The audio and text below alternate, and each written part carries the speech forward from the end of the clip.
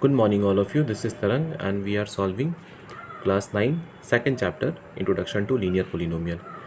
And today we are going to solve word problems, especially word problems. Okay. So मैंने पहला question दिया हुआ है the present age of Sahil's mother is 3 times Sahil's present age after 5 years their ages will add up to 70 years find their present ages. तो यहाँ पे दो लोग हैं, एक साहिल है और एक साहिल की माँ है। ओके, और कैलकुलेट क्या करना है, find their present ages, mean दोनों का प्रेजेंट एज फाइंड करना है। Okay, so let present age of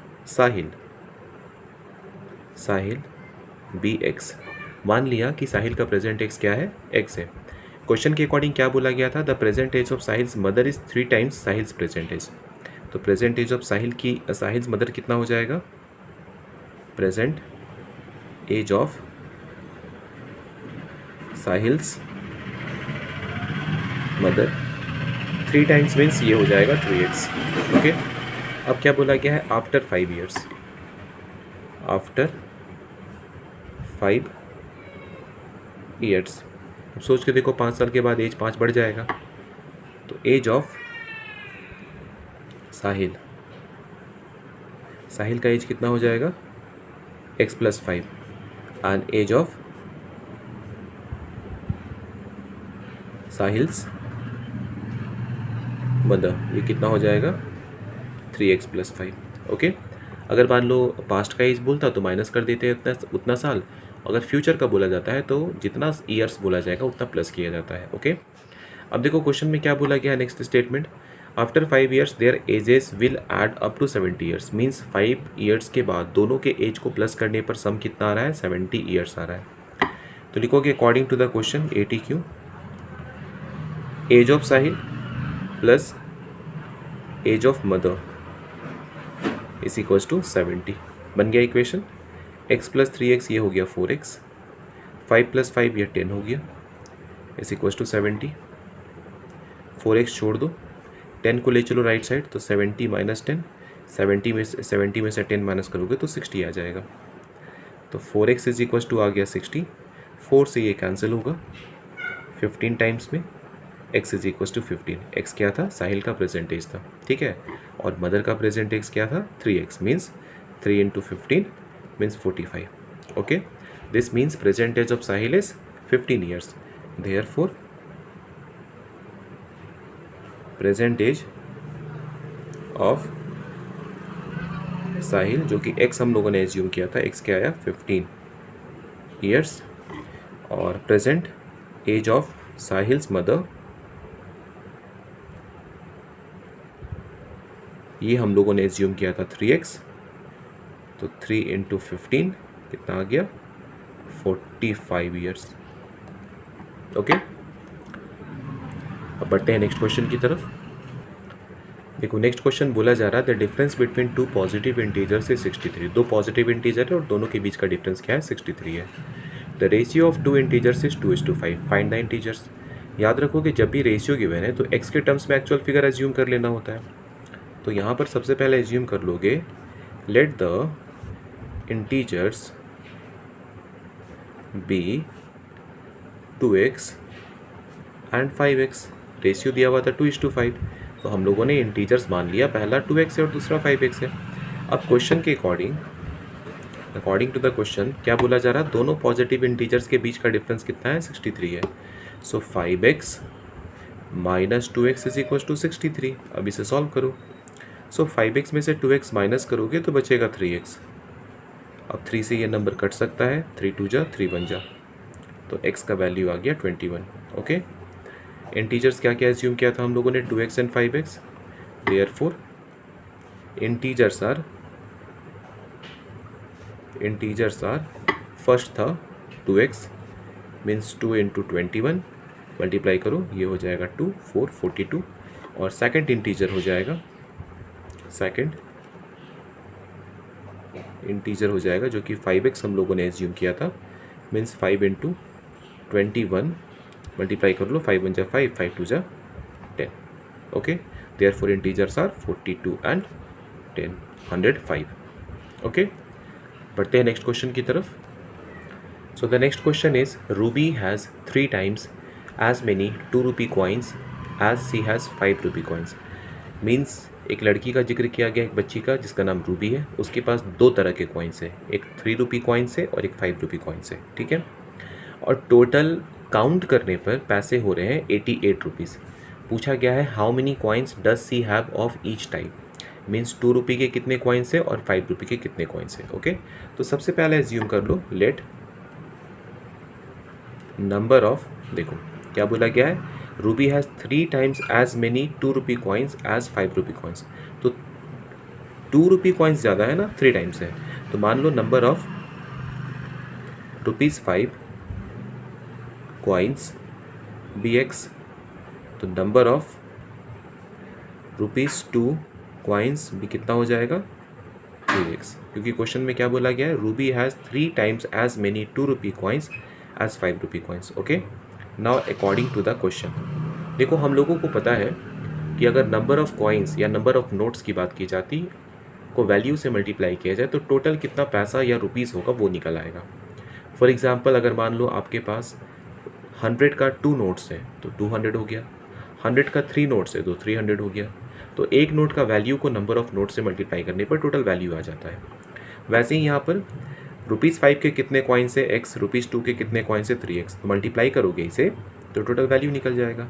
so according to the question 5 × x plus 2 × 3x is equals to 88 rupees.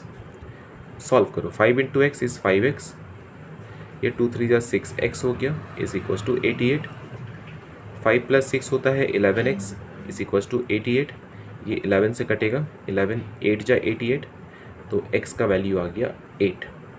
Okay, अब जब x का वैल्यू निकल गया तो नंबर ऑफ 5 रुपी कॉइन्स और नंबर ऑफ 2 रुपी कॉइन्स भी निकाला जा सकता है।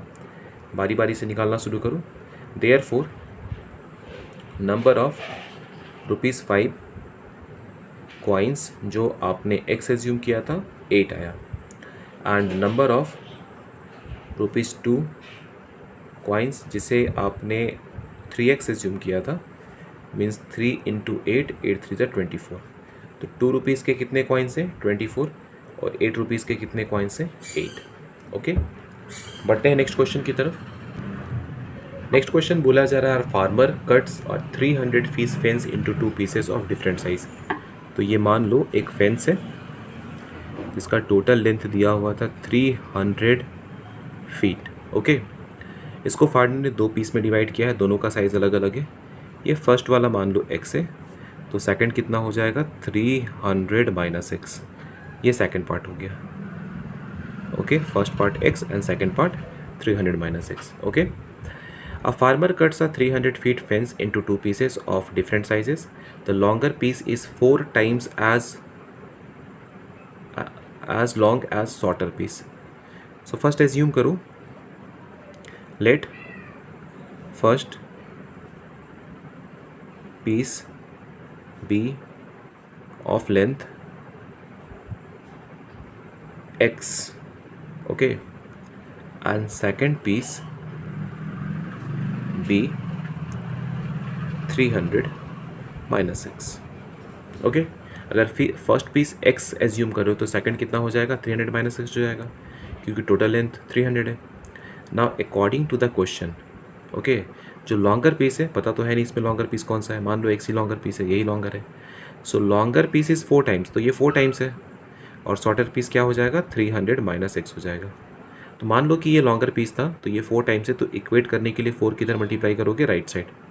ओके, ये हो गया x, 4 3 जा 1200 - 4x, इस 4x को इधर शिफ्ट करो तो ये प्लस हो जाएगा, x + 4x is equals to 1200, x + 4x ये हो गया 5x इज इक्वल्स टू 1200, 5 से डिवाइड हो जाएगा, 5 2 जा 10, 5 4 जा 20, 0।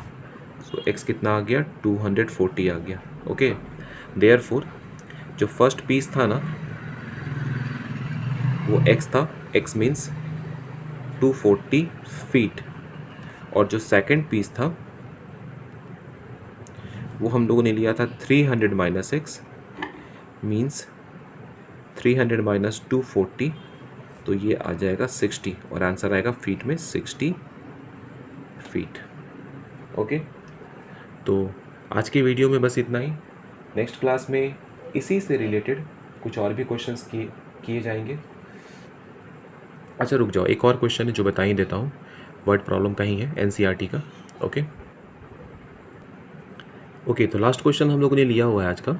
If length of rectangle is 3 more than twice its width. तो रेक्टेंगल सबको समझ में आता है, रेक्टेंगल का शेप कैसा होता है। तो ये है विड्थ और ये है लेंथ। क्या बोला गया, अगर विड्थ मान लो x है तो लेंथ कितना हो जाएगा 2x + 3, 3 more than twice its width, हो गया। And its perimeter is 24। अब बताओ पेरीमीटर का फॉर्मूला क्या होता है, 2 × L + B। तो पेरीमीटर दिया हुआ है 24, 2 लेंथ दिया हुआ है 2x + 3 और विड्थ दिया हुआ है x। सॉल्व करो इसे, 24, 2 अपनी प्लेस पर, 2x + x ये हो गया 3x + 3। ओके, यहाँ से देखो 2 से ये काट सकते हो 12 टाइम्स में, तो हो गया 12 = 3x + 3। अब इस 3 को शिफ्ट करो तो 12 में माइनस होगा, ये 12 - 3 = 3x। तो 12 में से 3 माइनस करोगे तो 9 बचने वाला है, 3 × 3 = 9, तो x का वैल्यू आ गया 3। ओके, और x का वैल्यू आ गया तो लेंथ और ब्रेथ दोनों निकल सकता है। तो लेंथ हम लोगों ने एज्यूम किया था 2x + 3, मीन्स 2 × 3 + 3, तो 3 × 2 = 6, 6 + 3 = 9। और विड्थ की बात करें तो विड्थ हम लोगों ने एज्यूम किया था x, जो कि आया है 3। ओके, और देखो सारा यूनिट सेंटीमीटर में था, तो ये भी क्या होगा सेंटीमीटर सेंटीमीटर। तो एट लास्ट लिख सकते हो, यहाँ पे लगाने की जरूरत नहीं है। Therefore dimensions